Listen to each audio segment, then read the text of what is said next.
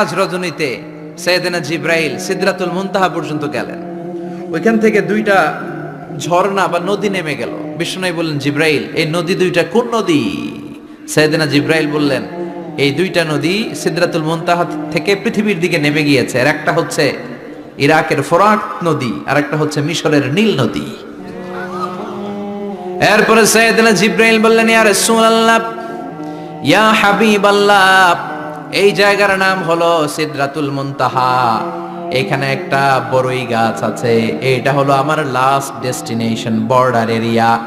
এই বর্ডার এরিয়ার উপরে যাওয়ার ক্ষমতা আমার নাই। 1 ইঞ্চি উপরে গেলে আমার পাখাগুলোরে জ্বালিয়ে সারখার করে দিবে কে? সৃষ্টির শুরু থেকে আজ পর্যন্ত যত নবীর কাছে আমি ওহী নিয়ে দুনিয়ার বুকে নাজিল হয়েছি গো নবী, এই সিদরাতুল মুনতাহায় কান লাগিয়ে আল্লাহর কথা শুনেছি। আজ পর্যন্ত আমিও আল্লাহরে দেখি নাই। নবী গো, আমি তো আল্লাহরে দেখি নাই, এটা আমার লাস্ট এরিয়া। আমার যে দেখেন আপনি কোরআন নাজিল করে উপরের দিকে উড়াল দিতে, আমি উড়াল দিয়ে এখানে এসে বসে থাকি। সুবহানাল্লাহ পড়ো। এর উপরে আমি যেতে পারবো না, পাখাগুলো জ্বলে যাবে, যাওয়ার পারমিশন নাই। তবে আপনারে পারমিশন দিছে কে? আমি এইখানে দাঁড়িয়ে রইলাম, আপনার মিটিং আল্লাহর সাথে শেষ করে আপনি নেমে আসেন গো নবী। নবী যান, আপনার মিটিং এর জন্য, আপনাকে সারপ্রাইজ দেওয়ার জন্য আপনার অপেক্ষায় আল্লাহ অপেক্ষমান। সুবহানাল্লাহ। তার মানে ফেরেশতা যেখানে শেষ, বিশ্বনবীর খেলা ওইখানে শুরু, ঠিক কি না? জিব্রাইল ওইখানে থেমে গিয়েছে, আর যেতে পারে না। জিব্রাইল যেখানে শেষ, বিশ্বনবীর যাওয়া শুরু। তার মানে মানুষ যদি শ্রেষ্ঠ হয়, সে ফেরেশতাকে ছাড়িয়ে যায়। আর মানুষ যদি নিকৃষ্ট হয়, তাহলে সে পশুকেও হার মানায়, ঠিক কি না? আপনি কখনো শুনছেন একটা সিংহ আর একটা সিংহকে মারে? একটা বাঘ আর একটা বাঘকে মারে না। একটা হরিণ আর একটা হরিণকে মারে না। একটা হাতি আর একটা হাতিকে হত্যা করে না। কিন্তু একটা মানুষ আর একটা মানুষকে হত্যা করে না। আপনি কখনো শুনবেন না যে একটা বাঘ আর একটা বাঘকে হত্যা করে 10 টুকরা করছে? শুনছেন? একটা হাতি আর একটা হাতিকে মেরে 30 টুকরা করছে? শুনছেন? কিন্তু মানুষ আর একটা মানুষকে শুধু নৃশংসভাবে হত্যাই করে না, হত্যা শেষে তাকে 10 টুকরা করে, 15 টুকরা করে, 30 টুকরা করে বস্তাবন্দি করে। চিল্লা এখন ঠিক কিনা? পাওয়া যায় না এরকম লাশ? গুম করে ফেলছে, ক্রস ফায়ার করে ফেলছে, মেরে ফেলছে, হাত পা বেঁধে, চোখের রশি বেঁধে বস্তার ভিতরে ভরে ক্ষেতের মধ্যে ফেলে দিস। 3 দিন 4 দিন পর এরকম লাশটা ফুলে উঠছে, পাওয়া যায় না? পত্রিকায় বিভৎস লাশ দেখে আমরা অবাক হই। কোন প্রাণী এমনটা করে না। মানুষ মানুষকে মেরে টুকরা টুকরা করে। একটা ছাগল বনের সব ছাগলগুলোরে মেরে ফেলতে চায় না। একটা হাতি ওই জঙ্গল থেকে সব হাতিগুলোকে শেষ করে দিতে চায় না। কিন্তু মানুষ আগুন জ্বালিয়ে জনপদের পর জনপদ ছারকার করে দেয়। গুলি মেরে এলাকার পর এলাকা ঝাঁঝরা করে দেয়। দ্বিতীয় বিশ্বযুদ্ধের সময় আমেরিকা জাপানের 2টা সিটিতে 2টা বোমা মেরেছে, হিরোশিমা নাগাসাকি। হিরোশিমাতে মেরেছে লিটল বয়, নাগাসাকি শহরে ফেলেছে ফ্যাটম্যান। যে পাইলটগুলো বোমা মারতেছে নিচে, ওই পাইলটগুলো মানুষ না? মানুষ। আর যাদেরকে মারার জন্য মারতেছে তারাও কি মানুষ? মানুষ এতটাই নিকৃষ্ট হতে পারে, সে তার জনপদের সবাইকে সারখার করে দেয়, তার গোষ্ঠীর সবাইকে মেরে ফেলতে কুণ্ঠাবোধ করে না। চিল্লা এখন ঠিক কিনা? এজন্য আল্লাহ ডেকে বললেন, লাহুম কুলুবুল লা ইয়াফকাহুনা বিহা ওয়া লাহুম আ'য়ুনুল লা ইউবসিরুনা বিহা ওয়া লাহুম আযানুল লা ইয়াসমাউনা বিহা উলাইকা কাল আনআমি বাল হুম আযাল উলাইকা হুমুল গাফিলুন। আল্লাহ বললেন, ওদের চোখ আছে, ওরা চোখ দিয়ে দেখে না। হৃদয় আছে, হৃদয় দিয়ে তার ভাইয়ের জন্য তার মায়া লাগে না। কান দিয়ে আকুতি চিৎকার এই কথাগুলো শুনতে পায় না। উলাইকা কাল আনআম, দেখতে এদের হাত আছে, পা আছে, চোখ আছে, দেখতে মানুষের মতো, আসলে এগুলো মানুষ না, এগুলো পশু। বালহুম আদাল, পশুর চেয়েও খারাপ, ঠিক কি না? এগুলো শুধু পশুই না, এগুলো পশুর চেয়েও খারাপ। এই কোরআন যদি আপনি পড়েন, আপনার এই পশুত্বের মনোভাবটা দূর হয়ে যাবে, আপনি মানুষের মতো মানুষ হতে পারবেন, ঠিক কিনা? এজন্য আল্লাহ মানুষের নামে একটা সূরা দিলেন, সূরার নাম আল ইনসান। সূরার নাম সবাই বলেন আরো জোরে। ইনসান মানে কি? আরো জোরে কোন? আমরা সবাই কি মানুষ। মানুষ নিয়ে মানুষের মধ্যেও কৌতূহলের শেষ নাই। বিজ্ঞানীদের মতে মানুষ হচ্ছে হোমোস্যাপিয়েন্স গ্রুপের একটা প্রজাতি, যার বিবেক আছে, বাক শক্তি আছে, বুদ্ধি আছে, চেতনা আছে, উপলব্ধি করার মতো ক্ষমতা আছে। চিল্লা এখন ঠিক কিনা? মানুষের আসল রূপটা কি, মানুষ আসলে কেমন, এ নিয়ে মানুষেরই গবেষণার শেষ নাই। আপনারা একজন জার্মানি দার্শনিক আছে কার্ল মার্কস, নাম শুনে থাকবেন, শুনছেন না? উনি অনেক গবেষণা করে পাইলেন মানুষ হচ্ছে পেট সর্বস্ব জীব। মানে মানুষের পেট ঠান্ডা তো দুনিয়া ঠান্ডা। উনি গবেষণা করে পাইছে মানুষের পেট ঠিক তো সব ঠিক। উনার পরে আরেক দার্শনিক আসলো, ওনার নাম হচ্ছে ভ্লাদিমির লেনিন। ওনার বাড়ি হচ্ছে রাশিয়া। উনি রাশিয়ান স্কলার, ফিলোসোফার। উনি এসে বললেন না, মানুষের পেট সমস্যা বড় সমস্যা নয়, মানুষের আসল সমস্যা হচ্ছে যৌন সমস্যা, সেক্স সমস্যা। মানুষের সেক্স ঠান্ডা তো সব ঠান্ডা। চার্লস ডারউইন, ইংল্যান্ডের আরেক দার্শনিক, উনি এসে বললেন তারা দুজন যা বলছে সব ভুল বলছে। মানুষের পেটের সমস্যা আসল সমস্যা না, মানুষের সেক্স সমস্যাও আসল সমস্যা না। আসলে মানুষ মানুষই না, মানুষ হলো বান্দর। মানুষ কি বানর থেকে সময়ের বিবর্তনে, কালের বিবর্তনে বানরগুলো মানুষ হয়ে গিয়েছে। মাথার তার যদি একটু ঢিলা হয়, যা হয় আর কি। তাহলে একদল বলে মানুষের পেটের সমস্যা বড় সমস্যা, আরেক বুদ্ধিজীবীরা বলে মানুষের খাদ্যের সমস্যা বড় সমস্যা, কেউ বলে যৌন সমস্যা বড় সমস্যা, আরেক আবাল বলে মানুষ মানুষ না, মানুষ হলো বান্দর। আল্লাহ বলে একটাও ঠিক কইতে পারে নাই, ঠিক কি না? আল্লাহ বলে মানুষ তাদের পেটের সমস্যা বড় সমস্যা নয়, মানুষের যৌন সমস্যা বড় সমস্যা নয়, কশিন কালেও মানুষ বানর নয়। মানুষকে আমি আল্লাহ নিজ তত্ত্বাবধানে তৈরি করেছি। মানুষ হলো আশরাফুল মাখলুকাত। মানুষ কি আশরাফুল মাখলুকাত, গোটা সৃষ্টিকুলের মধ্যে সেরা। এজন্য নূরের ফেরেশতাও মানুষকে সেজদা দিতে বাধ্য হয়েছে। চিল্লা এখন ঠিক কিনা? তুমি মাটির আদমকে প্রথম সৃষ্টি করিয়া ঘোষণা করিয়া দিলে শ্রেষ্ঠ বলিয়া, তাই তো নূরের ফেরেশতা করে আদমকে সেজদা, ঠিক কি না? তাই তো নূরের ফেরেশতা করে আদমকে সেজদা, সবার চেয়ে সম্মান দিলে মাটির আদমকে। পড়েন আল্লাহু আল্লাহু তুমি জাল্লে জালালুহু, শেষ করা তো যায় না গে তোমার গুণগান। আল্লাহু আল্লাহু সুবহানাল্লাহ পড়েন। আল্লাহ বলেন পেটের সমস্যা সমস্যা, কিন্তু আসল সমস্যা না। মানুষের যৌন সমস্যা বড় সমস্যা, কিন্তু আসল সমস্যা না। মানুষ বানর নামের প্রজাতির ভেতর দিয়ে মানুষ হয় নাই, মানুষকে আমি নিজে তৈরি করেছি। মানুষকে আমি আশরাফুল মাখলুকাত বানিয়েছি। সুবহানাল্লাহ। বুখারীর বর্ণনা, লাম্মা খালাকাল্লাহু আদামা ওয়া কানা তুলুহু 60 যিরাআন। আল্লাহ যখন সাইয়েদনা আদমকে তৈরি করলেন 60 হাত লম্বা করে তৈরি করলেন। কয় হাত? আপনি কয় হাত? আমি কয় হাত? আমরা কয় হাত? কিন্তু আদম ছিল কয় হাত? সুবহানাল্লাহ কইবেন না? আপনারাও যখন জান্নাতে প্রবেশ করবেন, বুখারীর ওই বর্ণনাতে এসেছে মানুষরা যখন জান্নাতে প্রবেশ করবে প্রতিটা মানুষ 60 হাত লম্বা হয়ে প্রবেশ করবে। এই দুনিয়াতে দাড়ি রাখার জন্য বিশ্বনবী আদেশ করেছেন, কিন্তু জান্নাতে যারা যাবে এদের দাড়িও থাকবে না, মোছও থাকবে না, গায়ের মধ্যে পশমও থাকবে না। সুবহানাল্লাহ বাড়িতে গিয়া চিৎকার করে পড়েন আল্লাহু আকবার। তার মানে মানুষ হলো আশরাফুল মাখলুকাত, গোটা বিশ্বের মধ্যে সেরা। আল্লাহ বললেন আদমকে আমি নিজ হাতে তৈরি করেছি। লাম্মা খালাকাল্লাহু আদামা ওয়া কানা তুলুহু 60 যিরাআন, 60 হাত লম্বা করে আদমকে বানিয়েছি। আদমকে সব সৃষ্টির মধ্যে শ্রেষ্ঠত্বের মানদণ্ডে উন্নীত করে আদমকে আমি আশরাফুল মাখলুকাত বানিয়েছি। সুবহানাল্লাহ। আমরা আশরাফুল মাখলুকাত, ভালো লাগে না শুনতে? আমরা হচ্ছি খলিফাতুল্লাহি ফিল আরদ, ইন্নী জাইলুন ফিল আরদি। আল্লাহ বলেন আমি দুনিয়াতে আমার আদেশ বাস্তবায়নের জন্য, লি ইজরাই আহকামিল্লাহি ওয়া তানফিযি আওয়ামিরিল্লাহ, আল্লাহর আদেশ আল্লাহর নিষেধ জমিনের বুকে পালন করার জন্য মানুষকে আমি খলিফা বানিয়েছি। কার কথা? চুরি করলে হাত কেটে দাও, কার আইন? নাকি মাননীয় প্রধানমন্ত্রী শেখ হাসিনার আইন? এই দেশের বানানো আইন। চুরি করলে হাত কাটো, কথাটা কার? السارق والسارقة فاقطعوا أيديهما جزاء بما كسبا نكالا من الله والله عزيز حكيم. If anyone steal something very precious from the society, the government should cut down his right hand. দামি কিছু চুরি করলে এটা সাক্ষীর দ্বারা সাব্যস্ত হলে গভর্নমেন্টের উচিত তার ডান হাতটা এক কোপ মেরে কেটে দেয়া। কার কথা? বানু মাখজুমিয়া গোত্রের এক মেয়ে মদিনাতে চুরিতে ধরা পড়ল। অনেক বড় ফ্যামিলির, ডিগনিফাইড শিল্পপতির মেয়ে।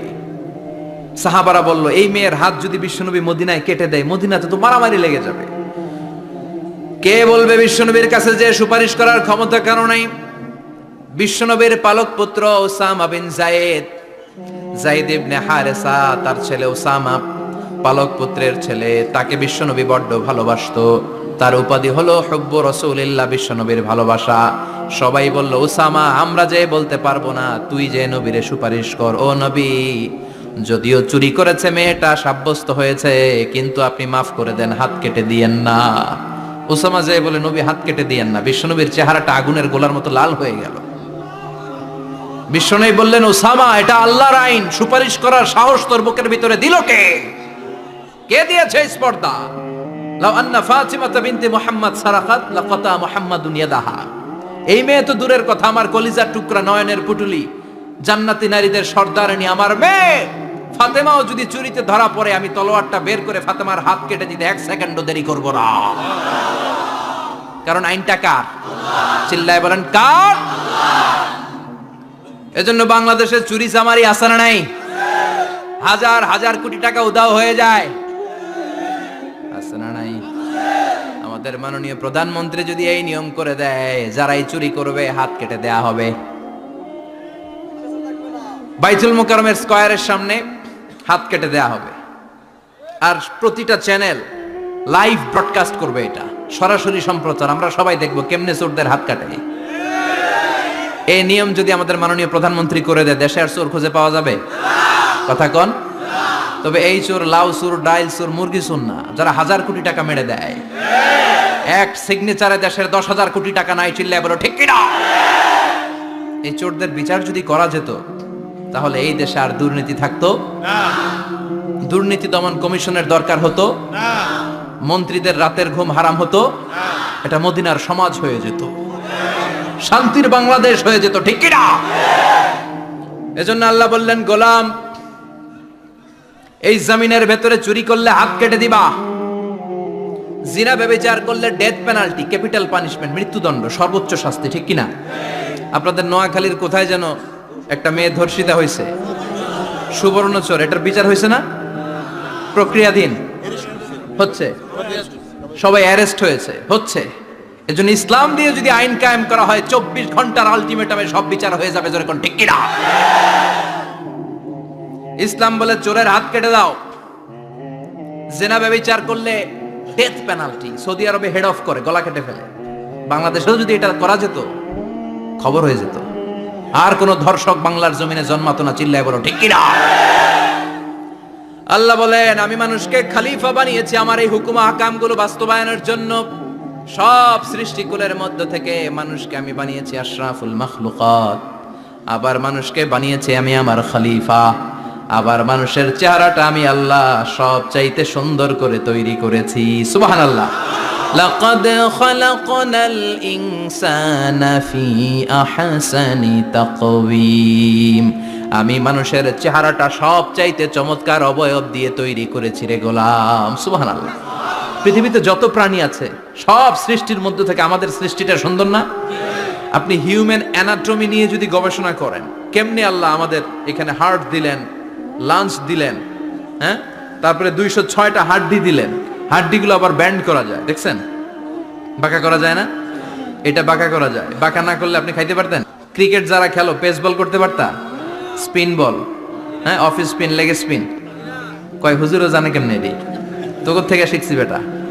তো এই যে ছেলেপেলারা এরকম অফ স্পিন করে, লেগ স্পিন করে, এগুলো হচ্ছে আল্লাহর দেয়া কারিশমা। হাত ঘুরানো যায়। আল্লাহ যদি এটাকে এরকম ব্যান্ড করার সুযোগ না দিতেন, করতে পারতাম?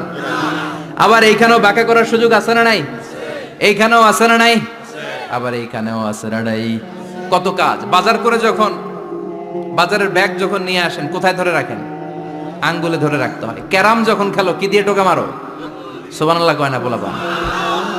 কত খেলার সিস্টেম আল্লাহ দিলেন। আবার ক্রিকেটের মধ্যে 2 আঙ্গুল তুললে কি? ওই যে সব মুখস্থ। আবার 1 আঙ্গুল তুললে কি? দেখছেন ঘটনা? আউট। কত কাজ এই আঙ্গুল দিয়ে। এই আঙ্গুলগুলোর বাঁকা করার, বেন্ড করার ক্ষমতা আমাদেরকে দিয়েছে কে? আল্লাহ।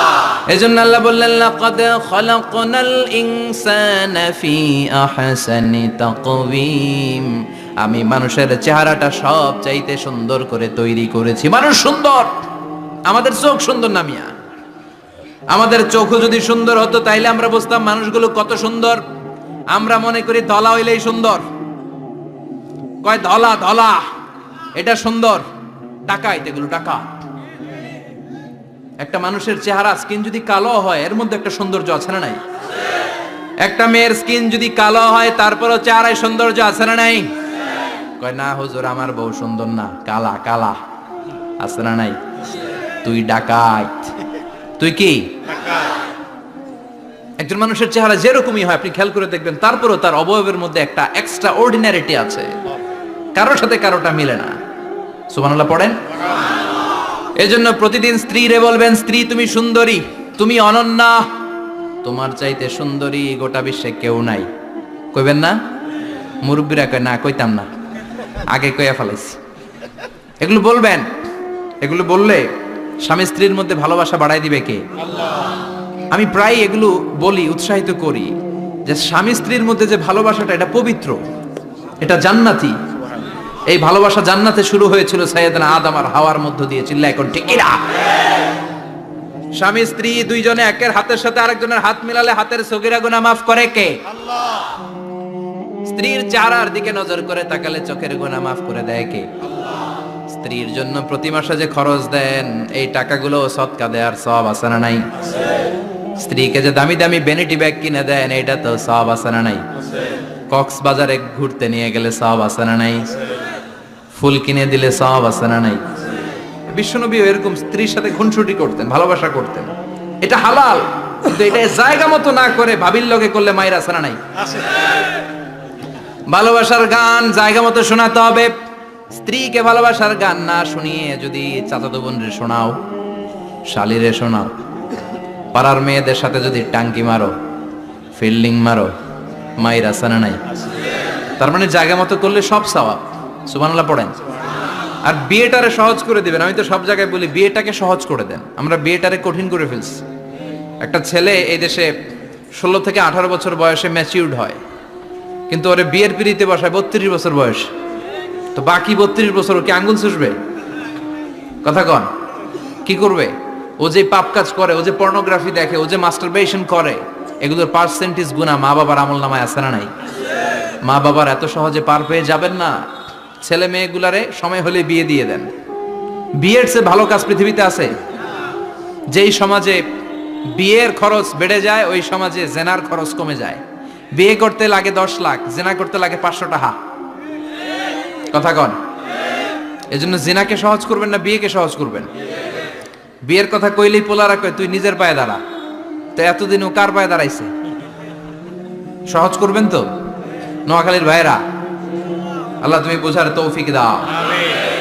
এরপর আল্লাহ বললেন আমি মানুষকে শুধু আশরাফুল মাখলুকাতি বানাই নাই, আমার খলিফাই বানাই নাই। মানুষের চেহারাটা শুধু আমি সুন্দর করে দেই নাই, গোটা বিশ্বের মধ্যে মানুষকে আমি সবচাইতে শক্তিশালী করেছি। সবচেয়ে শক্তিশালী কে? মানুষ। চিল্লায় বলেন শক্তিশালী কে? আল্লাহ যখন পৃথিবী বানালেন, মুসনাদে আহমদ ইবনে হাম্বলের বর্ণনা, পৃথিবী কাঁপাকাঁপি শুরু করলো। খালি কাঁপে, খালি কাঁপে। পৃথিবীর কাঁপাকাঁপি বন্ধ করার জন্য আল্লাহ পৃথিবীর মধ্যে 7টা টেকটনিক প্লেট বসিয়ে দিলেন। 7টা পাহাড়। 7 tectonic plates creates the mountain range on earth. এই 7টা প্লেট পৃথিবীতে এই পাহাড়গুলো উঁচু নিচু টিলা টপ্পর তৈরি করেছে। হ্যাঁ, পৃথিবীব্যাপী যত পাহাড় আছে এই টেকটনিক প্লেটের কারণে। ওয়াজআলনাল জিবালা আওতাদা, পৃথিবী কাঁপতে শুরু করলো সৃষ্টির পর। পৃথিবীর কাঁপাকাঁপি বন্ধ করে দেওয়ার জন্য আল্লাহ পৃথিবীর ভেতরে পাহাড় ঢুকিয়ে দিলেন। পাহাড় পেরেকের মতো গেড়ে দেওয়ার পরে পৃথিবীর কাঁপাকাঁপি বন্ধ হয়ে যায়। সুবহানাল্লাহ। ফেরেশতারা অবাক হয়ে বলে মাবুদ, পৃথিবীর কাঁপাকাঁপি বন্ধ হলো কেমনে? আল্লাহ বললেন, ও ফেরেশতারা, পৃথিবীর মধ্যে আমি পাহাড়কে গেড়ে দিয়েছি। পাহাড় গেড়ে দেওয়ার কারণে পৃথিবীর কাঁপাকাঁপি বন্ধ হয়ে গেছে। ফেরেশতারা বললেন, তাই নাকি? পাহাড়ের এত বড় শক্তি। ইয়া রাব, হাল মিন খালকিকা আশাদ্দা মিনাল জিবাল। আপনার এই সৃষ্টিকুলের মধ্য থেকে পাহাড়ের চাইতে বেশি শক্তিশালী কিছু আছে নাকি? আল্লাহ বললেন, হ্যাঁ আছে। পাহাড়ের চাইতে শক্তিশালী হচ্ছে আল হাদিদ, মানে লোহা। পাহাড়ের চেয়ে শক্তিশালী কি? এই লোহার নামে কোরআনে সূরা আছে না নাই? সূরার নাম কি? কথা বলেন। وأنزلنا الحديد فيه بأس شديد।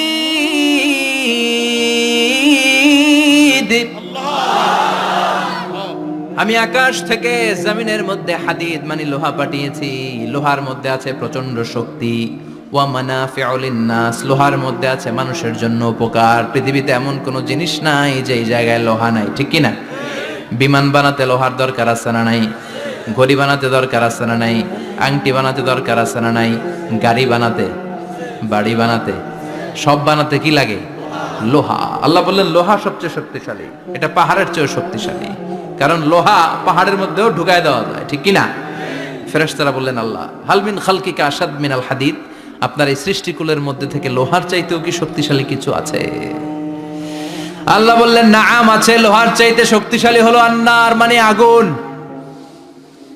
আগুনের স্পর্শ পেলে লোহা গলে যায়, ঠিক কি না? আগুন জ্বালিয়ে দিলে লোহা অস্তিত্ব হারিয়ে ফেলে, লোহা গলে যায়। ফেরেশতারা বলল, আল্লাহ হাল মিন খালকিকা আশাদ্দা মিনান নার, আপনার সৃষ্টির মধ্য থেকে আগুনের চাইতেও শক্তিশালী কিছু আছে নাকি? আল্লাহ কয় আছে। সেটা কি? কথা কন। মিঠা নদীর পাহানি, আল্লাহ তোমার মেহেরবানি। সুন্দর ফুল, সুন্দর ফল, মিঠা নদীর পাহানি, আল্লাহ তোমার মেহেরবানি। তুমি কতই দিলে রতন, ভাই বেরাদর পুত্র স্বজন। ক্ষুধা পেলে অন্ন যোগাও, মানি চাই না মাহানি, আল্লাহ তোমার মেহেরবানি। সুন্দর ফুল, সুন্দর ফল, আল্লাহ তোমার মেহেরবানি। চিল্লায় পড়েন আল্লাহু আকবার। আল্লাহ বললেন, আগুনের চেয়ে শক্তিশালী হলো পানি। আগুনের মধ্যে যদি পানি ঢেলে দেয়া হয় আগুন নিভে যায়, ঠিক কিনা? ফেরেশতারা বলল, আল্লাহ আল মিন খালকিকা আশাদ্দা মিনাল মা, আপনার সৃষ্টিকুলের মধ্যে পানির চাইতেও শক্তিশালী কিছু আছে নাকি? আল্লাহ কইলেন আছে। সেটা হইল আর রিহ, মানে বাতাস। সুবহানাল্লাহ কোন। কারণ বাতাসের ঝাপটায় পানি দোলা খায়, বাতাসের ঝাপটায় পানির মধ্যে উচ্ছ্বাস তৈরি হয়, সাগরে জলোচ্ছ্বাস হয়, ঠিক কিনা? বাতাস ধাক্কা মারলে পানিতে দোলা লাগে, সিডর হয়, নার্গিস হয়, আইলা হয়, মহাসেন হয়, ঘূর্ণিঝড় হয়। পানির চাইতে বাতাস বেশি শক্তিশালী। ফেরেশতারা অবাক হয়ে বলে, আল্লাহ তাহলে আপনার সৃষ্টিকুলের মধ্য থেকে বাতাসের চাইতেও শক্তিশালী কিছু আছে নাকি? আল্লাহ কয় আছে। ফেরেশতারা বললেন, বাতাসের চাইতেও শক্তিশালী যদি কিছু থেকে থাকে সেটা কি? আল্লাহ বললেন, সেটা হলো মানুষ, বনি আদম, আল ইনসান। তবে ওই মানুষ যেই মানুষ দান করে। কি করে? ডান হাত যা দান করে বাম হাত সেটা টের পায় না। সুবহানাল্লাহ। আল্লাকা সিররুন ইনদাল্লাহ বাইনাকা আনতা ওয়া বাইনাল্লাহ, আল্লাকা সাদাকাতুন তাখফা লা ইয়ালামুহা ইল্লাল্লাহ, আল্লাকা সিররুন ইনদাল্লাহ বাইনাকা আনতা ওয়া বাইনাল্লাহ, আল্লাকা সাদাকাতুন তাখফা লা ইয়ালামুহা ইল্লাল্লাহ। সুবহানাল্লাহ পড়েন। তোমার কি এমন কোন আমল আছে নাকি যে আমল আল্লাহ ছাড়া কেউ জানে না? তুমি এমন কোন গোপন দান করেছো নাকি যেই দানটা আল্লাহ ছাড়া কেউ দেখেনি, ঠিক কি না? গোপন দান আল্লাহর রাগকে কমিয়ে দেয়। তাহলে ওই মানুষ ওই বাতাসের চাইতেও শক্তিশালী যে মানুষ ডান হাতে দান করলে বাম হাতও টের পায় না। মানুষ টের পাওয়া তো দূরের কথা, চিল্লায় পড়েন আল্লাহু আকবার।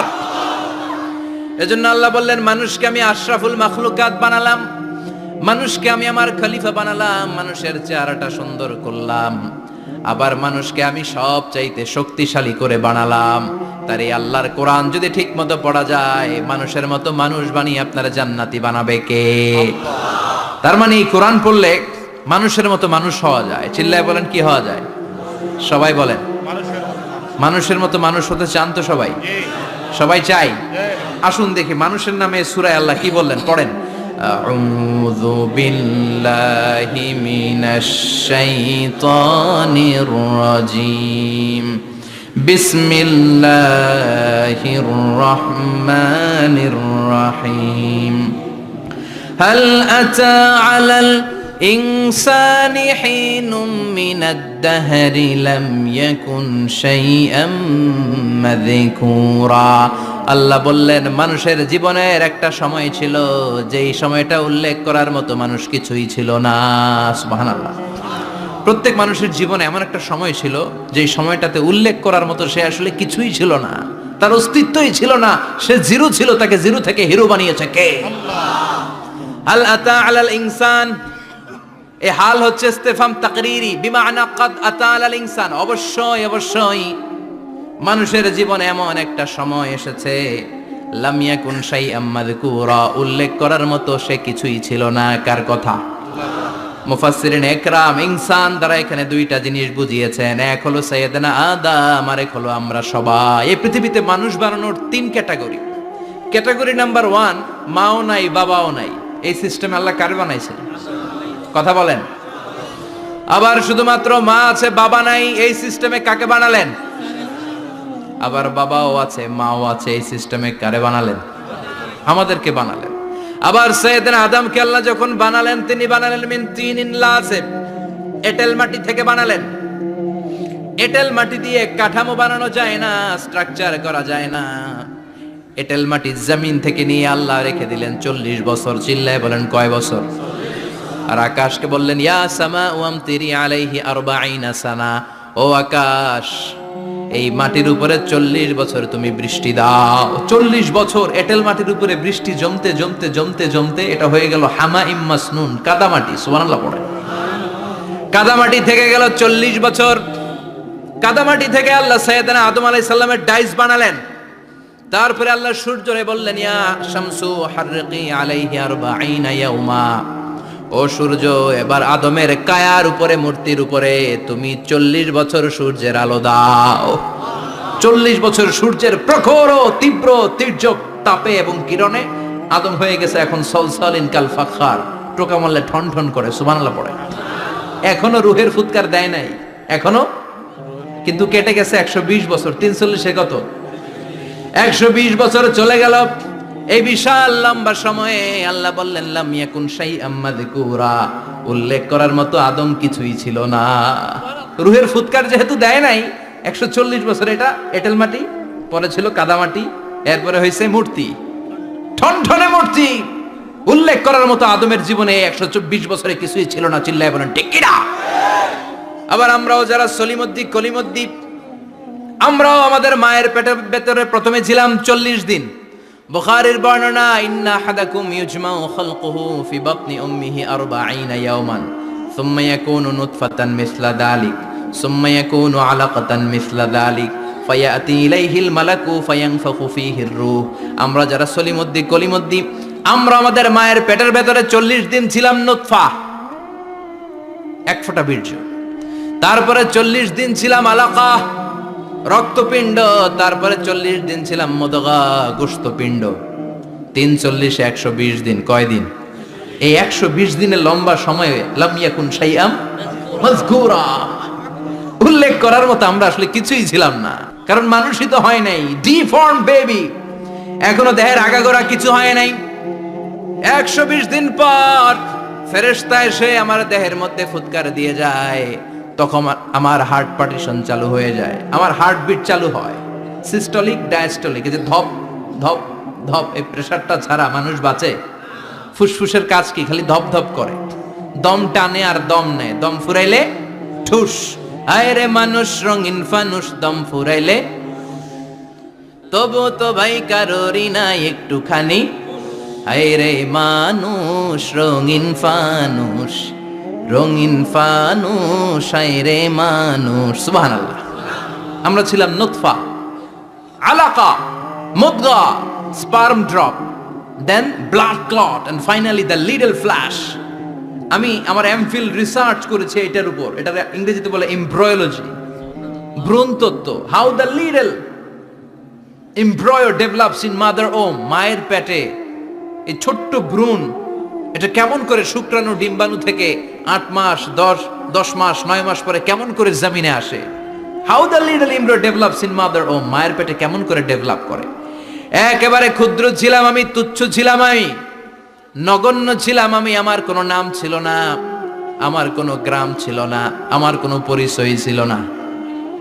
এখন দুনিয়াতে আমাদের পরিচয় আছে না নাই? কিন্তু মিজানুর রহমান আজহারী একটা সময়ে লাম ইয়াকুন শাইআম মাযকুরা, তোরা কেউ চিনতো না, তোর নামটাও কেউ জানতো না, উল্লেখ করার মতো তুই কিছুই ছিলি না। এটা দিয়ে আল্লাহ বুঝাতে চাইলেন তোর কিছুই ছিল না, জিরো থেকে আমি হিরো বানালাম। ক্ষমতার দাপট দেখাবি না, ক্ষমতার অহংকার দেখাবি না, টাকা পয়সার গরম দেখাবি না। 2 দিনের টাকার মালিক হয়ে ওর পা জমিনে লাগে না, এরকম টাকা আছে না নাই? লাম ইয়াকুন শাইআম মাযকুরা, তোর চেয়ে বড় ক্ষমতাশীল ছিল ফেরাউন। আল্লাহ ছাড় দিয়েছে, ছেড়ে দেয় নাই, ঠিক কি না? নমরুদরে ছাড় দিয়েছে, ছেড়ে দেয় নাই, ঠিক কি না? আবু জাহেলকে ছাড় দিয়েছে, ছেড়ে দেয় নাই, ঠিক কি না? এখনো যারা গাদ্দারি করে, ইসলামের বিপক্ষে কথা বলে, ইসলামকে জমিনের ভিতর গেড়ে দিতে চায়, দেখা যায় আল্লাহ ওদেরকে ছাড় দেয় কিন্তু ছেড়ে দেবে না। চিল্লায় কও ঠিক কি না? পৃথিবীতে কেউ তো স্থায়ী হয় না, হোক না সে ফেরাউন কিবা নমরুদ। কেউ ভাবে চিরদিন রয় না, কেউ ভাবে চিরকাল রয় না। কেউ থাকতে আসে নাই, এত বড় বড় দাপটওয়ালারা সব শেষ। আমি তো প্রায় জায়গায় বলি আমি ফেরাউনের লাশটা নিজে দেখে এসেছি, যেহেতু আমি আল আজহার ইউনিভার্সিটির স্টুডেন্ট। 200 পাউন্ড লাগে দেখতে, আমি দেখছি ফ্রি। আমার আল আজহারের জামিআতু আল আজহার শরীফের একটা কার্ড ছিল, ওটা দেখাইলে সব ফ্রি, ফ্রিতে দেখে আসছে। ঢুইকেই দেখি ফেরাউন চাচা শুয়ে রয়েছে। আমি বললাম ফেরাউন চাচা কেমন আছো, how are you, what's up man? কোনো আওয়াজ নাই। আমি জিজ্ঞেস করেছি তাকে কেমন আছো তুমি, কি অবস্থা, কেমন যাচ্ছে তোমার, হোয়াটস আপ? কোনো আওয়াজ নাই। আমি অবাক হয়েছি, এই লোকটার হুঙ্কারে মিশরের জমিন থার থার করে কাঁপতো। আজ করে শেষ করে দিছে কে? আজ আছে কাল নাই, ঠুস দম ফুরাইলে। এজন্য আল্লাহ বললেন হাল আতা আলাল ইনসানি হিনুম মিনাদ দাহরি লাম ইয়াকুন শাইআম মাযকুরা। মানুষের জীবনে এমন একটা সময় ছিল উল্লেখ করার মতো সে কিছুই ছিল না। আমরা যে কত ক্ষুদ্র ছিলাম আপনি কল্পনা করতে পারবেন না। ফালইয়ানযুরিল ইনসানু মিম্মা খুলিকা মিম্মা ইন দাফিক ইয়াখরুজু মিন বাইনিস সুলবি ওয়াত তারাইব। বাবার পৃষ্ঠদেশ থেকে মায়ের বক্ষদেশ থেকে দুইটা মিলিত হয়ে মায়ের জরায়ুর ভেতরে তোরে সেট করলো কে? আমরা ছিলাম শুক্রাণু। শুক্র চিনেন? স্পার্ম। শুক্রও ছিলাম না আমরা, শুক্রাণু মানে শুক্রের অণু। ডিম্বও আমরা ছিলাম না, আমরা ছিলাম ডিম্বাণু মানে ডিম্বের। আরবিতে বলে আল বুয়াইদা আল উনসাবিয়া। 1 ফোঁটা বীর্যের ভেতরে, 1 ফোঁটা শুক্রের ভেতরে 20 কোটি অণু থাকা লাগে। ওই 20 কোটির একটা ছিলাম আমি, 20 কোটির একটা ছিলেন আপনি। উল্লেখ করার মতো আমি কিছুই ছিলাম না, আমরা কিছুই ছিলাম না। চিল্লা এখন ঠিক কি না? আল্লাহ বললেন লাম ইয়াকুন শাইআম মাযকুরা, কিছুই ছিল না। স্পার্ম ড্রপ আর ওভাম দুইটাকে মিলিয়ে আমি আল্লাহ করে ফেললাম জাইগোট। সেইটারে আমি বানালাম এমব্রয়ো, ভ্রূণ, ব্যাঙ্গাচির মতো। বর্ষাকালে বৃষ্টির পরে দেখবেন ব্যাঙ্গের বাচ্চাগুলো খালি ছোটাছুটি করে, তাই না? কালো কালো দেখা যায় না? আমি আপনি আমরা প্রত্যেকে এরকম ব্যাঙ্গের বাচ্চার মতো ছিলাম। হাত পা তো দূরের কথা, ব্যাঙ্গের বাচ্চার মতো ছিলাম। মায়ের জরায়ুর দেয়ালে লেপ্টে ছিলাম। আমাদের হাত ছিল না, আমাদের পা ছিল না, কিচ্ছু ছিল না। সেখান থেকে আল্লাহ আমাদেরকে বড় করতে লাগলেন। এরপরে আমরা হয়ে গেলাম ফেটাস, ডেভেলপড স্টেজ। 120 দিন পরে আল্লাহ তাআলা আমাদের রুহের ফুৎকার দিলেন, আমার হার্ট দিলেন, আমার লাংস দিলেন, আমার গল ব্লাডার দিলেন, আমার কিডনি দিলেন, আমার লিভার দিলেন, আমার ইন্টেস্টাইন দিলেন, আমার দেহের ভিতরে তিনি রক্ত ঢুকিয়ে দিলেন, আমার কলবের এই ধাক্কা ধাক্কি শুরু হয়ে গেল। আল্লাহ বললেন এই কলবটা সব চাইতে দামি অঙ্গ, কলবের মধ্যে জিকির ভরতে হবে কার? লা ইলাহা ইল্লাল্লাহু মুহাম্মাদুর রাসূলুল্লাহ সাল্লাল্লাহু। কলবের ভেতরে ভরতে হবে আল্লাহর জিকির। অনেকেই কলবের ভেতরে ভরে আয়না, আছে না নাই? আয়না বসাইয়া দে মোর দয়াল বাবা কেল্লা কাবা, আহেনার কারিগর আয়না বসাইয়া দে মোর। তোর বাবার কলবে তো আয়না নাই, তোরে কি আয়না দিবে বেটা? বিশ্বনবী কখনো বলেছেন কলবে আয়না বসাতে? বিশ্বনবীর সাহাবারা কলবে বসাতে হবে আল্লাহর জিকির। আলা বিজিক্রিল্লাহি তাতমাইন্নুল। দুনিয়ার কোনো কিছু কলবকে ঠান্ডা করতে পারে না একমাত্র আল্লাহর জিকির ছাড়া। চিল্লা এখন ঠিক কিনা?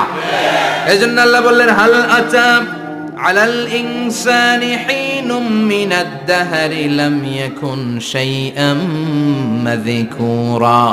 প্রতিটা মানুষের জীবনে এমন একটা সময় ছিল উল্লেখ করার মতো কিছুই ছিলাম না।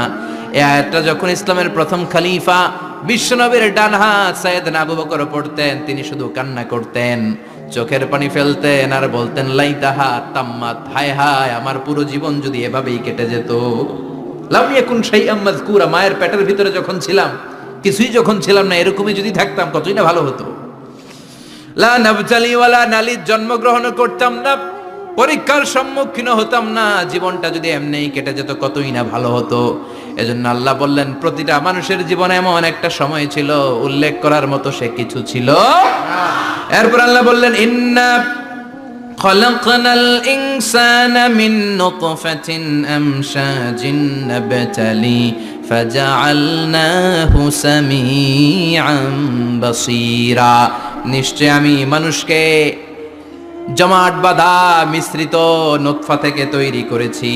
বাবার শুক্রাণু মায়ের ডিম্বাণু দুইটাকে মিলিয়ে দিল কে? জরায়ের ভিতরে সেট করলো কে? আল্লাহ বললেন ফি কারারিম মাকিন, গোপনতম প্রকোষ্ঠে, যেই প্রকোষ্ঠে কোনো কবিরাজের কবিরাজি কাজে লাগে নাই, কোনো ডাক্তারের ডাক্তারি কাজে লাগে নাই, কিন্তু 9টা মাস ধরে খাবার পানি আর অক্সিজেন তোরে দিছে কে? আল্লাহ। আবার আল্লাহ বললেন ফি যুলুমাতিন সালাস, 3টা প্যাকেট পড়িয়ে তোরে আমি রেখেছি, যতটুকু টেম্পারেচারে রাখলে তুই বেঁচে থাকবি ততটুকু টেম্পারেচারে তোরে রেখেছে কে? এজন্য আল্লাহ বললেন মিন নুতফাতিন আমশাজিন নাবতালি, তারপরে তোকে আমি পরীক্ষা করতে শুরু করলাম দুনিয়ায়। দুনিয়াতে আমাদের জন্য পরীক্ষা আছে না নাই? যে আল্লাহর কাছে যত প্রিয় তার পরীক্ষাও তত। আশাদ্দুন নাসি বালাআন আল আম্বিয়া, দুনিয়ার মধ্যে সব চাইতে বেশি আল্লাহ পরীক্ষা করেছেন নবীদের, ঠিক কি না? সাইয়েদনা ইউসুফ আলাইহিস সালাম 10 বছর জেলে বন্দী ছিলেন, বিশ্বনবী 3 বছর জেলে বন্দী ছিলেন।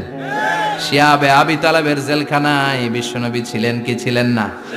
এজন্য জেল জরিমানা মুমিন ভয় পায় না, ঠিক কি না? আল্লাহ বললেন নাবতালি, তোকে আমি পরীক্ষা করব ভয় দিয়ে, ক্ষুধা দিয়ে, সম্পদের হানি ঘটিয়ে, প্রাণ নাশের হুমকি দিয়ে। ইসলামের কথা বলা এত সোজা না। আপনি ইসলামের কথা বলবেন, আপনার বিরুদ্ধে ষড়যন্ত্র আছে না নাই? কিন্তু এগুলো দেখার আমাদের সময় আছে নাকি? আমরা কোরআনের কথা বলেই যাব, কোরআনের শান্তির বাণী বিশ্বব্যাপী আমরা ছড়িয়েই দিব, ঠিক কি না? আল্লাহ বললেন সামিআম বাসীরা, এরপরে তোরে আমি চক্ষুষ্মান বানালাম, তোকে আমি কান দিলাম, চোখ দিয়ে দেখার সুযোগ দিলাম। চোখ আমাদেরকে দান করেছে কে? এই দুটি চোখ দিয়েছ বলে দেখি যে কত অপরূপ, নয়নাভিরাম খেতে খামারে জুড়াই জ্বালা বিধুর ধূপ, তোমার দেয়া চোখের শুকুর জানাবো তার ভাষা কই, যতই দেখি ততই যেন পলক ছাড়া চেরই, ঠিক না? নিয়ামত আর নিয়ামত এই দু চোখ দিয়ে দেখি। এজন্য আল্লাহ বললেন আলাম নাজআল লাহু আইনাইনি ওয়া লিসানান ওয়া শাফাতাইনি ওয়া হাদাইনাহুন নাজদাইন। ও বান্দা, তোরে কি আমি চোখ দেই নাই? তোরে কি আমি জিহ্বা দেই নাই? ঠোঁট দেই নাই? চোখ দিয়েছে কে? আল্লাহ। কখনো ভাবছেন কি নিয়ামত নিয়ে আমরা ঘুরে বেড়াই? যার চোখ নাই সে জানে চোখ না থাকার কি জ্বালা। 2 মিলিমিটার ডাইমেনশনের ছোট্ট এই চোখ নিয়ে আমার ভাইরে আমি যেমনে দেখি, আবার দূরের সূর্যের দিকে তাকালেও একই অ্যাঙ্গেলে দেখি, ঠিক কিনা? ক্যামেরার মধ্যে অনেক দূরের জিনিস দেখা যায় না, কিন্তু এই চোখ দিয়ে লক্ষ কোটি মাইল দূরে থাকা তারা নক্ষত্রগুলোকেও দেখা যায়, ঠিক কিনা? এই ক্যামেরার ভেতরে জুমিং পাওয়ার যদ্দূর আছে, কমসে কম তার 20 গুণ জুমিং পাওয়ার আল্লাহ চোখের ভেতরে দিয়েছে। ক্যামেরাতে যে পরিমাণ মেগাপিক্সেল আছে তার চেয়ে কয়েকশো গুণ বেশি মেগাপিক্সেল আল্লাহ চোখের ভেতরে ঢুকিয়ে দিয়েছে। আমরা যখন কোনো জিনিসের দিকে তাকাই, একটা লাইট এসে রিফ্লেক্ট করে, সেটা আবার ব্যাক করে আমার চোখের পেছনে রেটিনা থাকে। কি থাকে? এই রেটিনাতে যে নক করে, নক করার সাথে সাথে ওই আলোটাকে ইলেকট্রিক্যাল সিগন্যালের মাধ্যমে ট্রান্সমিট করে এটা ব্রেইনের একটা এরিয়া আছে, ভিজুয়াল এরিয়া, ভিশন এরিয়া, ওই ভিজুয়াল এরিয়াতে পাঠায়। তখন মুহূর্তের মধ্যে আমরা এটা দেখে ফেলি। এই দেখার জন্য কত কিছু হয়ে গেল, কিন্তু আমরা টের পাই না। 1 সেকেন্ডের কয়েক হাজার ভাগের কম সময়, 1 মাইক্রোসেকেন্ড, তারও কম সময়, 1 ন্যানো সেকেন্ডে আমরা তাকাই আর দেখি। কোন সুবহানাল্লাহ। আবার আল্লাহ কান দিলেন, সাউন্ড ওয়েভ তৈরি হয়, শব্দ তরঙ্গ আমাদেরকে শুনতে সাহায্য করে। এগুলোকে বলে ইয়ার ক্যানেল। এই ক্যানেলের ভেতর দিয়ে ঢুকে। অনেকে বলে এই পেছানো পেছনে এগুলো আল্লাহ দিল কেন? মা খালাকতা হাদা বাতিলা।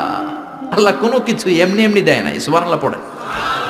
এমনি এমনি না, এই যে কানের ভেতরে পেছানো পেছনে এগুলো আমরা যেন ঠিকঠাক ভাবে শুনতে পাই, এজন্য দিয়েছেন। সাউন্ড, শব্দ তরঙ্গটা এসেই এই ক্যানেল দিয়ে ঢুকতে হয়। আপনি কান কেটে যদি কান কাটা রমজান হয়ে যান, কিচ্ছু শুনতে পাবেন না। কান কাটা রমজান শুনছেন? ছোটবেলা আমরা শুনতাম কান কাটা রমজান। তো এই কান যদি আপনি কেটে দেন, আপনি কিন্তু কিছু শুনতে পাবেন না। এটা এয়ার ক্যানেল। এই ক্যানেল দিয়ে ঘুরে ঘুরে ঢুকতে হবে ভিতরে। ঢুকেই এয়ার ড্রাম আছে, এয়ার ড্রামে এটা নক করে। মানবদেহের সবচেয়ে 206টা হাড্ডির মধ্যে থেকে সবচেয়ে ছোট সাইজের হাড্ডি থাকে কানের ভেতরে। এটার আবার 3 ভাগ, outer air, middle air, the inner air. 3টা স্টেজ পার হয়ে এটা ব্রেনের ভেতরে হেয়ারিং নার্ভ আছে, শুনবার জন্য যে স্নায়ু আল্লাহ তৈরি করেছে, ওই স্নায়ুতে যে নক করে, এই নক করা মাত্রই আমরা শব্দটা শুনতে পাই। সুবহানাল্লাহ পড়বেন না? এজন্য আল্লাহ বললেন ফাজআলনাহু সামিআম বাসীরা। তোকে আমি চোখ দিলাম, তোকে আমি কান দিলাম। শুধু চোখ কান দিয়ে আমি থেমে থাকি নাই। ইন্না হাদাইনাহুস সাবিলা ইম্মা শাকিরা ওয়া ইম্মা কাফুরা। আমি আল্লাহ চোখ আর কান দিয়ে থেমে যাই নাই, তোকে আমি সঠিক রাস্তাটা দেখিয়ে দিলাম। আমাদেরকে রাস্তা দেখাইছে কে? আল্লাহ। আল্লাহ বলে দিলেন এটা ডান পথ, এটা বাম দিক। ডান দিকে যাবি তো জান্নাতে ঢুকবি, বাম পথে যাবি তো জাহান্নামে যাবি, ঠিক কি না? এজন্য সব নবীরা ছিল ডানপন্থী, সব নবীরা ডান দিকে চলতো।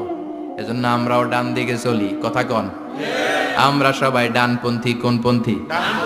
আরো জোরে বলেন, কোন পন্থী? আল্লাহ ডান দিকের রাস্তা দেখিয়ে দিলেন আর বললেন হেদায়েত কেউ দিতে পারে না, হেদায়েত দিতে পারে কে? এরপর আল্লাহ বললেন ইম্মা শাকিরা ওয়া ইম্মা কাফুরা। তুমি শুকরগুজার বান্দাও হতে পারো, আবার কাফেরও হতে পারো। The choice is years. তোমাকে আমি স্বাধীনতা দিলাম। ফেরেশতা আর আল ইনসান, মানুষের মধ্যে মৌলিক ডিফারেন্স এটাই যে ফেরেশতাকে কোনো স্বাধীনতা দেয়া হয়নি, আর আমাদেরকে স্বাধীনতা দিয়েছে কে? পথ আল্লাহ দুইটা দেখিয়ে দিয়েছে। যদি শুকরগুজার হও, আমি নিয়ামত বাড়িয়ে দেব।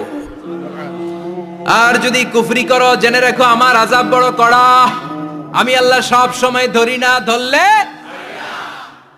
ধরে, ধরে ধরে না, ধরলে আল্লাহ সারে না। তুমি শাকুর হতে পারো, আবার কাফুর হতে পারো। এখানে আল্লাহ তাআলা মানুষের হিউম্যান বিহেভিয়ারাল ক্যারেক্টারিস্টিক্স নিয়ে কথা বলছেন, যে এক একটা মানুষের কত রূপ হতে পারে। আমার এক বিহেভিয়ার, ভাইয়ের এক বিহেভিয়ার, আপনার এক বিহেভিয়ার, এক একজনের এক এক ম্যানার, এক এক অ্যাটিটিউড। একজনের অ্যাটিটিউডের সাথে আরেকজনের অ্যাটিটিউডের কোনো মিল আছে? আল্লাহ এখানে কেবল দুইটার কথা বললেন, শাকিরা, ইম্মা শাকিরা ওয়া ইম্মা কাফুরা। তুমি শুকরগুজারও হতে পারো, আবার চাইলে কাফুরাও হতে পারো। সুবহানাল্লাহ পড়েন। মানুষের আচরণ নিয়ে এভাবে আল্লাহ কোরআনে অনেক কথা বললেন। এক জায়গায় আল্লাহ বললেন আজুলা, মানুষ কি? আরেক জায়গায় বললেন মানুআ, আরেক জায়গায় বললেন জাজুআ, আরেক জায়গায় বললেন যালুমান জাহুলা, আরেক জায়গায় বললেন ইয়াউসা। এক এক মানুষ এক এক ধরনের।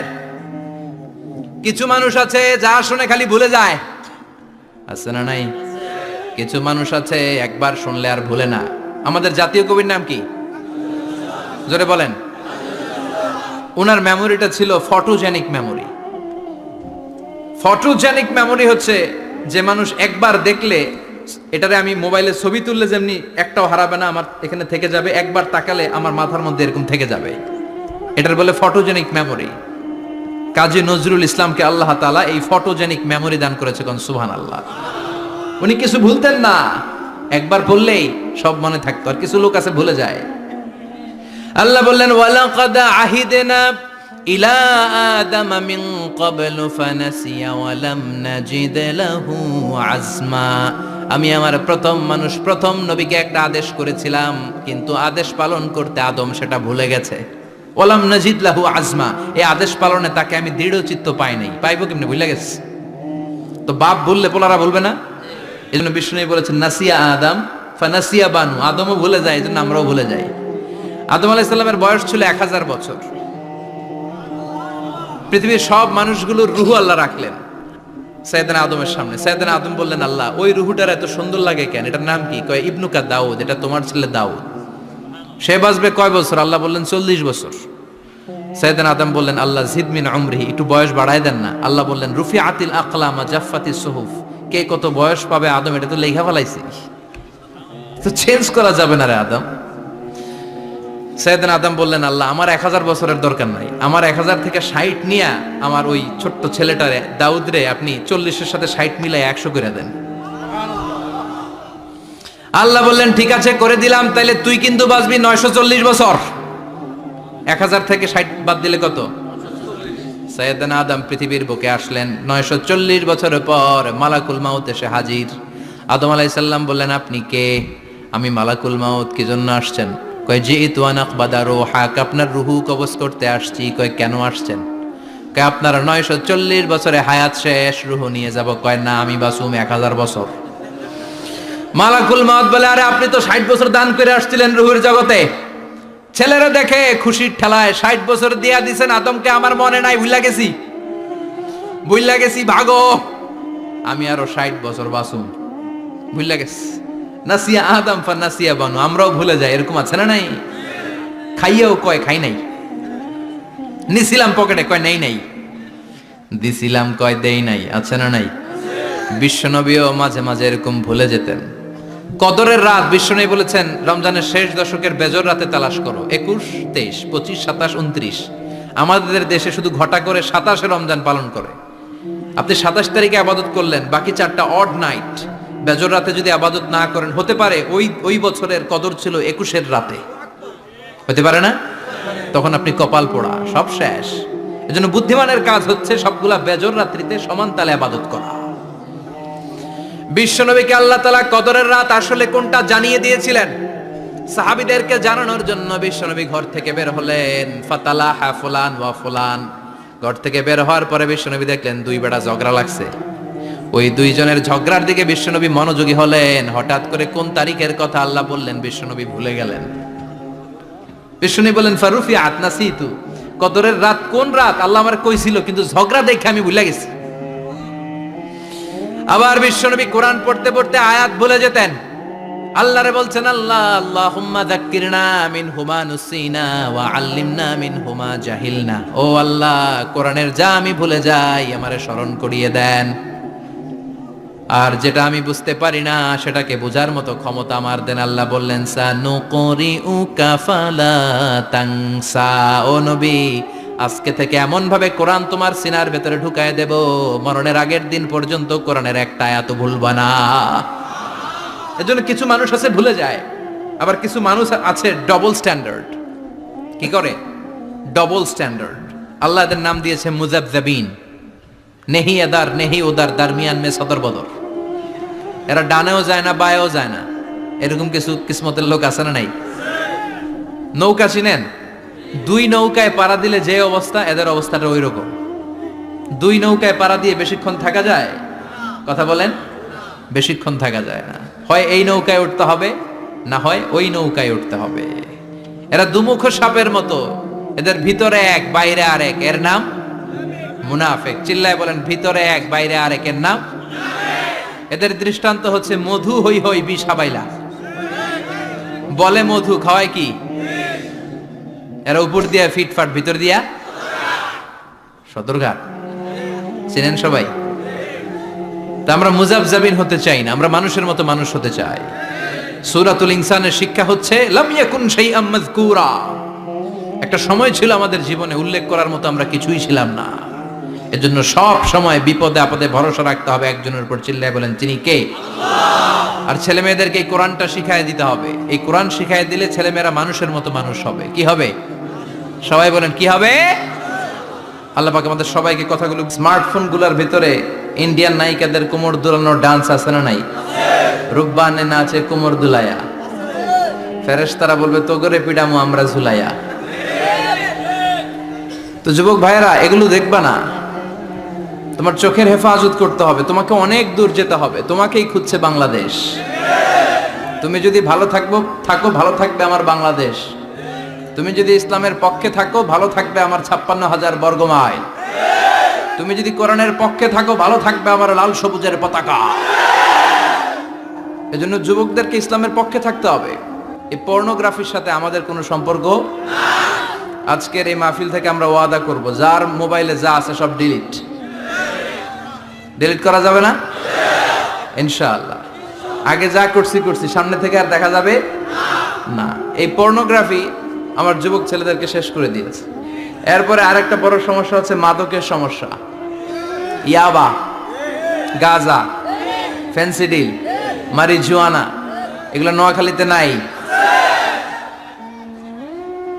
এই ইয়াবা আগে ছিল ইউনিভার্সিটি লেভেলে ছেলেরা খেত, তারপরে নামলো কলেজে, এখন এটা প্রাইমারি স্কুলের ছেলেদের হাতেও পৌঁছে গিয়েছে। ভয়ঙ্কর অবস্থা। প্রশাসনের ভাই যারা আছেন, জনপ্রতিনিধি যারা আছেন, আপনাদেরকে আরো শক্ত হতে হবে। ওদের ঘাঁটি ভেঙে চুরমার করে দিতে হবে। কোনো ইয়াবার ব্যবসা বাংলার জমিনে চলতে পারবে না। জোরে বলো ঠিক কিনা? দরকার শুধু একটা শক্ত সিদ্ধান্ত। The choice is years. আপনারাই পারেন। যারা চেয়ারম্যান, ওনাদের অনেক দায়িত্ব। পুরো এলাকাটা আমার চেয়ারম্যান ভাইয়ের হাতে আমানত, ঠিক কিনা? যিনি ইমাম, মসজিদের সব দায়িত্ব ইমাম সাহেবের কাছে আমানত। যিনি মেম্বার অফ দ্য পার্লামেন্ট, ওনার দায়িত্ব আরো বেড়ে যায়। তার পুরো নির্বাচনী এলাকাটা তার কাঁধের উপরে আমানত। যারা মন্ত্রী, পুরো মন্ত্রণালয়ের কাজবাজ তার হাতে আমানত। যিনি এই 17 কোটি মানুষের প্রধানমন্ত্রী, তার কাছে পুরো বাংলাদেশটা আমানত। এজন্য যুবকদেরকে এই মাদকের সাথে যাতে পরিচয় না ঘটে, এরকম একটা পরিবেশ বাংলাদেশে করতে হবে। তো 1 নম্বরে এই মাদকের কারণে ছেলেরা নষ্ট হয়। এরপরে পর্ন ভিডিওর কারণে নষ্ট হয়। এরপরে নোংরা ছাত্র রাজনীতি আছে না নাই? তাদেরকে দিয়ে মারামারি, কাটাকাটি, এগুলোর মতো কাজে লিপ্ত করানো হয়। এটা ঠিক না। যুবকদেরকে পজিটিভ পলিটিক্স শেখানো উচিত। এদেশে পজিটিভ পলিটিক্সের একটা ট্রেন্ড চালু করা দরকার, যেখানে মারামারি, কাটাকাটি থাকবে না। মেধার ভিত্তিতে ক্যাডার নিয়োগ হবে, ঠিক কিনা? ছাত্র দলের নেতা হতে হবে ডক্টরেট করা। ছাত্রলীগের নেতা হতে হবে ডক্টরেট করা।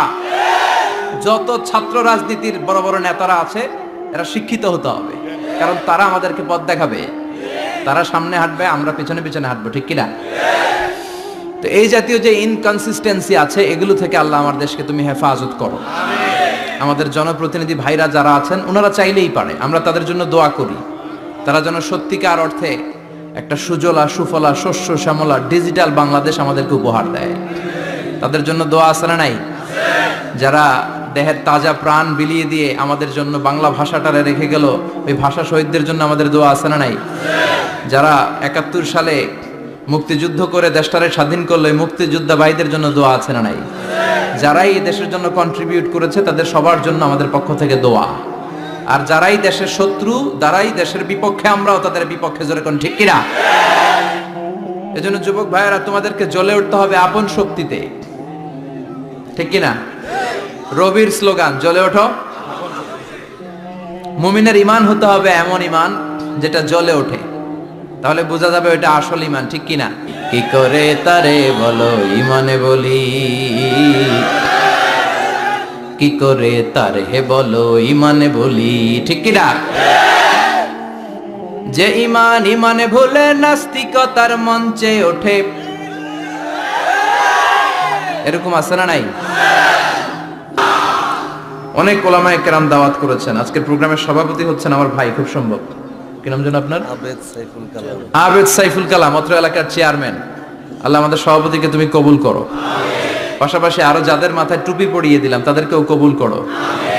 চমৎকার এক দৃশ্যের অবতারণা ঘটিয়েছে আজকের ইন্তেজামিয়া কমিটি। এরকম আমার এক্সপিরিয়েন্স নাই আর কি, যারা অতিথি তাদেরকে টুপি পরিয়ে বরণ করা। আল্লাহ ভাইদেরকে তুমি ইসলামের জন্য কবুল করো, তারা যেন আমরণ দেশের দশের ইসলামের খেদমত করতে পারে, তুমি তৌফিক দাও। অনেক আলোচক আপনারা দাওয়াত করেছেন, আলহামদুলিল্লাহ। যারাই এখানে কথা বলেছে নিঃসন্দেহে কোরআন থেকে বলেছে, কারণ আমাদের তাফসিরুল কোরআনের মাহফিলের সিলেবাস একটা, এটার বাইরে থেকে আমাদের কথা বলার সুযোগ আছে? আমরা যদি এখানে ত্রিপিটক থেকে কথা বলি, গীতা বাইবেল থেকে কথা বলি, রামায়ণ মহাভারত থেকে কথা বলি, আপনারা কেউ শুনবেন? আপনারা বলবেন যে হুজুর এই বইটা থেকে কথা বলেন। আমাদের সিলেবাস হচ্ছে কোরআন।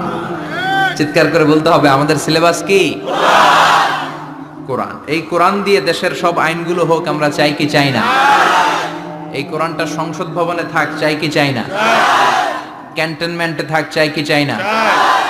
সচিবালয়ে থাক, চাই কি চাই না? দেশের প্রতিটি অঙ্গনে কোরআনের কথাগুলো ছড়িয়ে পড়ুক, কোরআনের আলোতে আমরা যেন আলোকিত হই। আল্লাহ বলেছেন, this is the book whereof there is no doubt in it and a guidance to those who are মুত্তাকিন। এটা এমন বই যে বই একটাও ভুল নাই, আছে? একটাও সন্দেহ নাই, আছে? এজন্য ছেলে মেয়েদেরকে কোরআন পড়াবেন, রাজি আছেন তো? কোরআন যেন প্রতিদিন আমাদের তেলাওয়াত হয়, একটি আয়াত হলেও যেন প্রতিদিন আমরা বঙ্গানুবাদ পড়ি। মাতৃভাষায় কোরআনটাকে বুঝতে হবে, এটা সবচেয়ে বড় ফরজ। বাংলা বুঝি না এমন কি কেউ এখানে আছেন? তো আমরা সবসময় এই বইটা থেকে কথা শুনি। এই বইটা সবার, এই বইটা বিএনপির ভাইদের, এটা আওয়ামী লীগের ভাইদের, এটা জাতীয় পার্টির ভাইদের, এটা জামাত ইসলামের, এটা পীরের মুরিদের, এটা তাবলীগের ভাইদের, এটা আস্তিকদের, এটা নাস্তিকদের, এটা হিন্দুদের। এটা আলাদা কারণ, এটা সবার। এই কিতাবটা হিন্দুদেরও কিতাব, ওরা পড়ে না তো আমি কি করব? ইসলাম এটা কি কুক্ষিগত আমার বাপের ধর্ম? সবার ধর্ম, সবার। ওরা মানে না তো আমি কি করব? বিশ্বনবী উনি সবার নবী। বিশ্বনবী কি শুধু আমাদের নবী? উনি হিন্দুদেরও নবী, উনি বৌদ্ধদেরও নবী, উনি অগ্নি উপাসকদেরও নবী, উনি নারীদের নবী, উনি পুরুষদের নবী, উনি আরবদের নবী, উনি অনারবদের নবী, উনি বিশ্বনবী। উনি বিশ্বনবী, সবার জন্য এসেছেন, as a father, as a husband, as a lawgiver, as a lawmaker, as a reformer of the society, as a commander, as a messenger. Muhammad is the superman of the world. স্বামী হিসেবে, বাবা হিসেবে, নেতা হিসেবে, সমাজ সংস্কারক হিসেবে, আইন প্রণেতা হিসেবে, সর্বোপরি একজন নবী হিসেবে মুহাম্মদ সাল্লাল্লাহু আলাইহি ওয়াসাল্লাম গোটা বিশ্বের মানুষের কাছে সুপারম্যান। সুপারম্যান ছিলেন তো, যে সবকিছু করে দেখাতে পারে আল্লাহর রহমতে। বিশ্বনবীকে তো আল্লাহ এই বরকত দিয়েছে, বিশ্বনবীর হাতে বরকত, পায়ে বরকত। বিশ্বনবী যদি কোনো বাচ্চার মাথায় হাত বুলিয়ে দিত, ওই বাচ্চার মাথার চুল বড় হয়ে যেত। এক ভণ্ড নবী আসলো, মুসাইলামাতুল কাযযাব, সে কয় আমিও নবী। সবাই কয় তাহলে তুমিও আমাদের বাচ্চার মাথায় হাত বুলায় দাও। মোহাম্মদ তো হাত বুলায় দিলে বাচ্চার মাথায় চুল বড় হয়। মুসাইলামা কয় নিয়ে আয় বাচ্চা। বাচ্চা নিয়ে আসছে, বাচ্চার মাথায় হাত বুলাই দিস, চুল তো বড় হয় না। আর মাথা ছিল আজীবন টাক মাথা। যেই বাচ্চার মাথার মধ্যে এই বেয়াদবের হাত লেগেছে, ওই বাচ্চার মাথাটা আজীবন ছিল টাক, চুল বড় হবে তো দূরের কথা।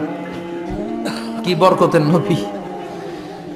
অনেক সাহাবী এসে বলছেন, ইয়া রাসূলুল্লাহ, আমাদের কুয়ার মধ্যে পানি নাই, কি করব? বিশ্বনবী যে কুলি করে কুলির পানি কুয়াতে ফেলেছে, মুহূর্তের মধ্যে পাম্প মেশিন দিয়ে পানি উঠালে যেমনি পানি উঠতে থাকে, পুরো কুয়ার পানি উপচে উপরে ওভারফ্লো হতে শুরু করেছে। অনেক জায়গায় কুয়ার পানি লবণাক্ত, সাহাবারা খেতে পারে না। ইয়া রাসূলুল্লাহ, আমাদের কুয়ার পানি লবণাক্ত। বিশ্বনবী ওযু করে আবার কুলির পানি ছাড়লেন, মুহূর্তের মধ্যে লবণাক্ত কুয়ার পানি মিঠা পানিতে পরিণত হলো। যেখানে হাত দিয়েছেন ওখানেই বরকত আছে না নাই? এজন্য বিশ্বনবীর সুন্নাহ আছে, যেখানে আমরা আছি। আসলে আমরা সরাসরি কোরআনের দিকে যাই, কারণ এই কিতাবে অনেক বরকত। আমি আমার খুতবার শুরুতে আল কোরআন আল কারীমের 29তম পারার একটি সূরা, সূরাতুল ইনসান, এই সূরার একটি আয়াত তেলাওয়াত করেছি। এই সূরার আলোকে আজকের এই চমৎকার রজনীতে আমরা কিছু কথা শুনবো, ইনশাআল্লাহ পড়েন। এখন যেমনি আপনারা চুপচাপ, শেষ পর্যন্ত চুপচাপ থাকবেন তো, নাকি ওঠা বসা করবেন না? তাহলে আদব নষ্ট হবে। আদব নাই তো কিচ্ছু নাই, আদব আছে তো সব আছে, ঠিক কি না? সূরার নাম হচ্ছে সূরাতুল ইনসান। সবাই বলেন সূরার নাম, আরো জোরে বলেন ইনসান। 29তম পাড়ায় অবস্থিত। কোন পাড়ায়? 31টা আয়াত। কয় আয়াত? এই সূরাটা মাক্কি সূরা। কি সূরা? বিশ্বনবীর জীবনে দুইটা পর্ব, একটা মাক্কি পর্ব আর একটা মাদানী পর্ব। হিজরতের আগে যে সূরা নাজিল হয়েছে এগুলো মাক্কি, হিজরতের পরে যা নাজিল হয়েছে এগুলো মাদানী। এটা বিশ্বনবীর হিজরতের আগে নাজিল হওয়ার সূরাগুলোর অন্তর্ভুক্ত, ঠিক কি না? ঠিক এতটুকু কথাবার্তা ক্লিয়ার না? এবার আসেন সামনে যাই। সূরাতুল ইনসানই শুধু সূরাতুল ইনসানের নাম নয়, এছাড়াও এই সূরার আরেকটা নাম আছে, সে নামটা হচ্ছে সূরাতুদ দাহার। হাফেজ আছো কারা কারা? দেখি হাত তোলো। অনেক আছে, মাশাআল্লাহ মাশাআল্লাহ। তো কিছু কিছু কোরআনে এই সূরাটার নাম লেখা থাকে সূরাতুল ইনসান, কিছু কিছু জায়গায় লেখা থাকে সূরাতুদ দাহার, হিনুম মিনাদ দাহার। যেহেতু প্রথম আয়াতে দাহারের কথা আছে, আবার হাল আতা আলাল ইনসান, ইনসানের কথাও আছে, এজন্য কোন নুসখাতে এই সূরার নাম সূরাতুল ইনসান, আবার কোন নুসখায় এই সূরার নাম সূরাতু আদ-দাহার। এই সূরাটা বুখারীর বর্ণনায়, বুখারী সহিহ বুখারীতে এসেছে যে বিশ্বনবী সাল্লাল্লাহু আলাইহি ওয়াসাল্লাম জুমার দিন ফজরের নামাজের যে ফরজ 2 রাকাত, এই ফরজ 2 রাকাতের দ্বিতীয় রাকাতে এই সূরাটা বিশ্বনবী পড়তেন। প্রথম রাকাতে সূরাতুস সাজদা পড়তেন, আলিফ লাম মিম তানজিলুল কিতাব লা রাইবা ফি মির রাব্বিল আলামিন। প্রথম রাকাতে সূরাতুস সাজদা, আর দ্বিতীয় রাকাতে পড়তেন সূরাতুল ইনসান। সুবহানাল্লাহ পড়েন। ইনসান শব্দের অর্থ হচ্ছে মানুষ। ইনসান মানে কি? সবাই বলেন। আপনারা কি? আমরা কি? আমরা মানুষ। তাই মানুষের নামে আল্লাহ কোরআনে সূরা দিলেন, এজন্য জিনেরা মাইন্ড করার সুযোগ নেই। জিনদের নামেও সূরা আছে। কি নাম? সূরাতুল জিন। মানুষ হচ্ছে কোরআনের সেন্ট্রাল থিম, কেন্দ্রীয় আলোচ্য বিষয়। খুব ভালো করে খরগোশের মতো কানটা খাড়া করে শুনবেন। মানুষ হচ্ছে কোরআনের কেন্দ্রীয় আলোচ্য বিষয়, central theme of the holy Quran, subject matter, central subject matter of the holy Quran. কোরআনের কেন্দ্রীয় আলোচ্য বিষয় হচ্ছে কি? কথা বলেন। মানুষ। মানুষকে নিয়ে কোরআনে যত কথা, মানুষকে নিয়ে যত আয়োজন, সবকিছু মানুষকে নিয়ে। এজন্য মানুষই হচ্ছে কোরআনের কেন্দ্রীয় আলোচ্য বিষয়। চিল্লায় পড়েন আল্লাহু আকবার। আবার আল্লাহ বললেন, গোলাম, এই কোরআনের প্রথম সূরার নাম ফাতিহা, দ্বিতীয় সূরার নাম হলো আল বাকারা। বাকারা শব্দের অর্থ হলো গাভী। আর এই কোরআনের সর্বশেষ সূরার নাম হলো সূরাতুন নাস। নাস মানেও মানুষ। আল্লাহ বুঝাতে চাইলেন, কোরআন শুরু করেছি প্রাণীর নামে একটা সূরা দিয়ে, আর এই কোরআনটারে শেষ করেছি মানুষের নামে একটা সূরা দিয়ে। তার মানে এই কোরআনটা যদি ভালোভাবে হৃদয়ঙ্গম করতে পারো, তোমাদের মধ্যে পশুত্বের যে প্রবৃত্তি আছে, পশুত্ব দূর হয়ে তুমি মানুষের মতো মানুষ হয়ে যাবা। কোরআন পড়লে আপনার মধ্যে পশুত্ব থাকবে না, আপনি মানুষ হবেন, মানুষের মতো মানুষ। কিসের মতো? এই পৃথিবীতে মানুষ হওয়া সবচেয়ে কঠিন, মানুষের বড় অভাব। অনেকে বলবেন, কি বললেন হুজুর, পৃথিবীতে প্রায় 600 কোটি মানুষ, আর আপনি কোন মানুষের অভাব? আসলে 600 কোটি যা দেখা যায় এগুলো মানুষ না, এগুলো জনসংখ্যা। এজন্য বলা হয় বাড়ছে জনসংখ্যা, কমছে মানুষ। বাড়ছে কি কমছে কি? মানুষ সব মানুষ হতে পারে নাই, মানুষ হওয়া বড় কঠিন। এই কোরআন এসেছে মানুষের মতো মানুষ বানাতে। গরুর পেট থেকে যদি কিছু বেরোয় আমরা ওইটারে বলি গরু, ছাগলের পেট থেকে বেরোলেই ওটা ছাগল হয়ে যায়, কিন্তু মানুষের পেট থেকে বেরোলেই ওটা মানুষ হয় না, ওটারে মানুষ বানাইতে হয়, ওইটারে মানুষ করতে হয়, তাই না? আবার ছাগলকে কেউ কোনোদিন বলে না তুই ছাগলের মতো ছাগল হ, গরুকে কেউ কোনোদিন বলছে তুই গরুর মতন গরু হ, কিন্তু মানুষকে বলা হয় তুই মানুষের মতো মানুষ হ। কোরআন এসেছে আমাদেরকে মানুষের মতো মানুষ বানাতে, ঠিক কি না? এই দুনিয়া এখন তো আর সেই দুনিয়া নাই। মানুষ নামের মানুষ আছে, দুনিয়া বোঝাই। সেই মানুষের ভিড়ে আমার আসল মানুষ নাই। ঠিক কি না? আসল মানুষের বড় অভাব, আসল মানুষের বড় সংকট। এই কোরআন এসেছে আমাদেরকে আসল মানুষ বানাতে। কোরআন এসেছে আমাদেরকে মানুষের মতো মানুষ বানাতে। এজন্য যে মা বাবারা চান আপনার ছেলে টেন্ডারবাজ না হোক, চাঁদাবাজ না হোক, 31st নাইটে মেয়েদের অন্য ধরে টান না দেখ, ফেন্সি ডিলের টাকার জন্য আপনারা লাথি মেরে ঘর থেকে বের না করে দেখ, ওই মা বাবারা ছেলে মেয়েদেরকে একটা কিতাব পড়ায় দিবেন। কিতাবটার নাম কি? এই কিতাবটা পড়লে আপনার ছেলেরা শিক্ষিত বানাবে কে? আমি বলি, teach your children the holy Quran, holy Quran will teach your children everything. আপনি আপনার ছেলেরা শুধু কোরআন শিখান, কোরআন আপনার ছেলেরা গোটা দুনিয়াটা শিখাই দিবে। কারণ কোরআনের প্রথম বাণী হচ্ছে পড়ো। Educate yourself, educate your generation. নিজে শিক্ষিত হও, সভ্য হও, সিভিলাইজড হও। শিক্ষার কথা কোরআনে আছে না নাই?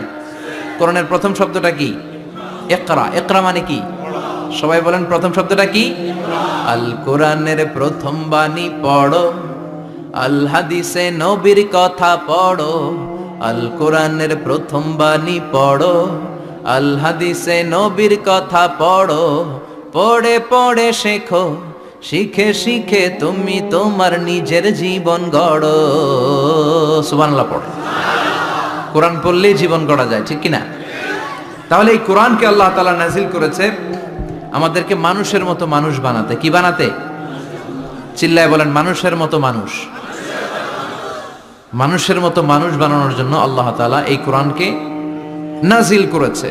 মানুষকে আল্লাহ এতটা শ্রেষ্ঠত্ব দিয়েছে, মানুষ যদি শ্রেষ্ঠ হয় মানুষ ফেরেশতাকে ছাড়িয়ে যায়, আর মানুষ যদি নিকৃষ্ট হয় তাহলে সে পশুত্বকেও হার মানায়।